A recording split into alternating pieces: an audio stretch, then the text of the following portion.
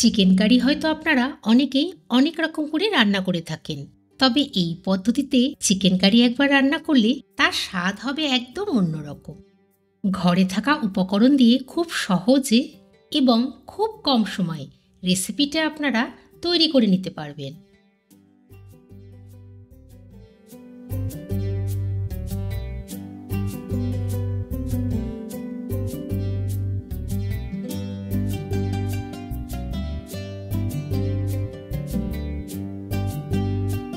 Chicken curry বানানোর জন্য আমি এখানে 1.5 কেজি চিকেন ব্যবহার করেছি।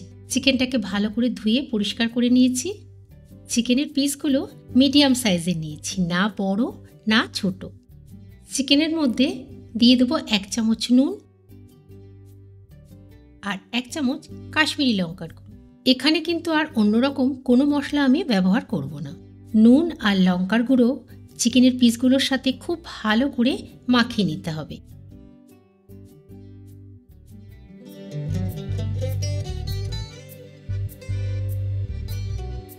মাখানো হয়ে গেলে কমপক্ষে 1 ঘন্টা, আর হাতে যদি কম সময় থাকে তাহলে মিনিমাম 30 মিনিট কিন্তু ম্যারিনেট করে রেখে দিতে হবে।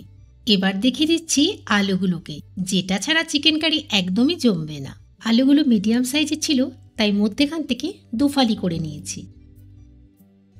এবার একটা পাত্রের মধ্যে নিয়ে নেব 100 গ্রাম মতো ফ্যাটানো টক দই। টক দইয়ের মধ্যে দিয়ে দেবো 2 চামচ ধনে গুঁড়ো, 2 চামচ লাল লঙ্কার গুঁড়ো, 1 চামচ হলুদ গুঁড়ো আর 1 চামচ গরম মশলা গুঁড়ো। একটা হুইস্কার দিয়ে সব মশলাগুলোকে দইয়ের সাথে খুব ভালো করে ফেটিয়ে নিতে হবে।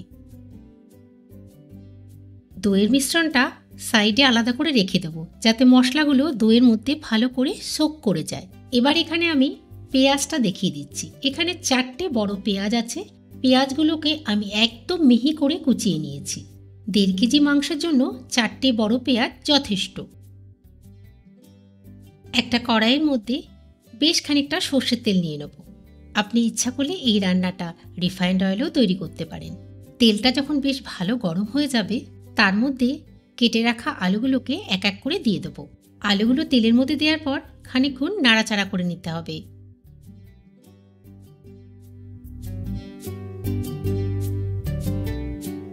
হালকা ফ্রাই হয়ে গেলে তার মধ্যে দিয়ে দেবো সামান্য হলুদ আর নুন।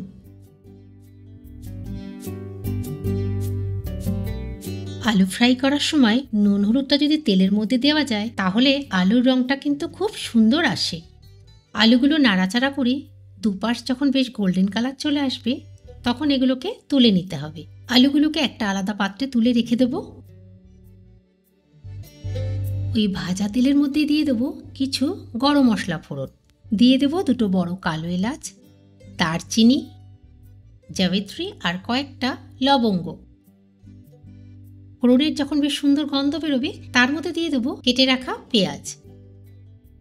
পেঁয়াজটাকে ততক্ষণ ফ্রাই করতে হবে যতক্ষণ ওর মধ্যে গোল্ডেন ব্রাউন কালার না আসে। খানিকক্ষণ নাড়াচাড়া করার পর যখন পেঁয়াজগুলো হালকা ব্রাউন কালার চলে আসবে, তার মধ্যে মিশিয়ে দেবো 2 চামচ আদা রসুনের পেস্ট। আদা রসুনের পেস্ট দেওয়ার পরে খানিকক্ষণ নাড়াচাড়া করতে হবে।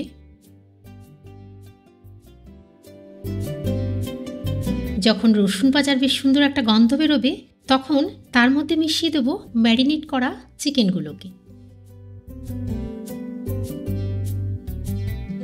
পেঁয়াজ আদা রসুনের পেস্টের সাথে চিকেনটাকে হালকা একটু ফ্রাই করে নেব। চিকেনের কিন্তু একটা হালকা গন্ধ আছে, যদি এইভাবে আগে একটু ফ্রাই করে নেন তাহলে কিন্তু আর এই গন্ধটা থাকবে না। মিনিট 5-7 ধরে চিকেনটাকে এইভাবে ফ্রাই করতে হবে। মাঝে মাঝে অবশ্যই কিন্তু একটু নাড়াচাড়া করে দেবেন, না হলে নিচের থেকে লেগে যেতে পারে। কিছুক্ষণের মধ্যে দেখবেন চিকেনের উপরের পোর্শনটার রং চেঞ্জ হয়ে গেছে, আর মশলার থেকেও হালকা হালকা অয়েল সেপারেট হচ্ছে। সেই সময় এর মধ্যে মিশিয়ে দেব দই মশলার মিশ্রণটা। দইটা দেওয়ার পর গ্যাসের আঁচ একদম স্লো করে 10 মিনিট মতন চিকেনটাকে ভালো করে কষাতে হবে। দই মশলা আদা রসুন পেঁয়াজের সাথে যখন চিকেনটা খুব ভালো কষানো হয়ে যাবে, সেই সময় দিয়ে দেবো ভেজে রাখা আলুগুলো। আলুগুলো কিন্তু একটু পরেই দেবেন, আগের থেকে ভালো করে ফ্রাই করা আছে তো। আগে দিলে কিন্তু আলুগুলো ভেঙে যেতে পারে। চিকেনটা আলুর সাথে আর কিছুক্ষণ কষিয়ে নিতে হবে।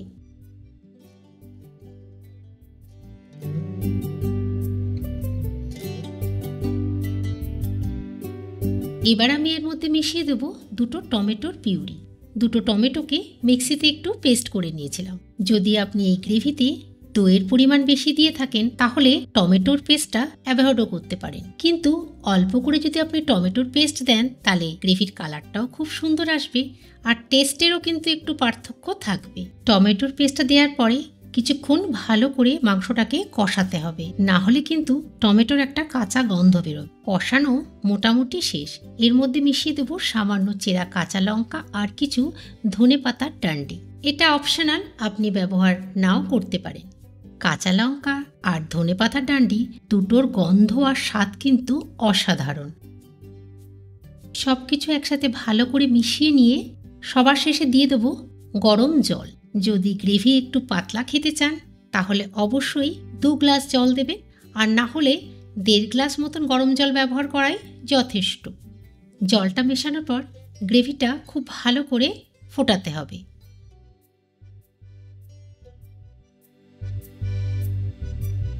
গ্রেভিটা কিছুক্ষণ ফোটার পরে দেখুন অনেকটাই কমে গেছে।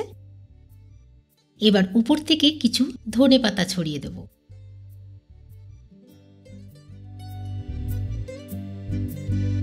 ঘরোয়া উপকরণ দিয়ে চিকেন কারি কিন্তু একদম রেডি। গরম ভাত বা রুটি দুটোর সাথেই এই রেসিপিটা একদম অসাধারণ। অনুরোধ রইল একবার এই পদ্ধতিতে চিকেন কারিটা বানাবেন বাড়ি। কমেন্ট বক্সে মতামতটা জানাতে ভুলবেন না কিন্তু। রেসিপিটা দেখার জন্য আপনাদের সবাইকে অসংখ্য ধন্যবাদ। সুস্থ থাকবেন, ভালো থাকবেন।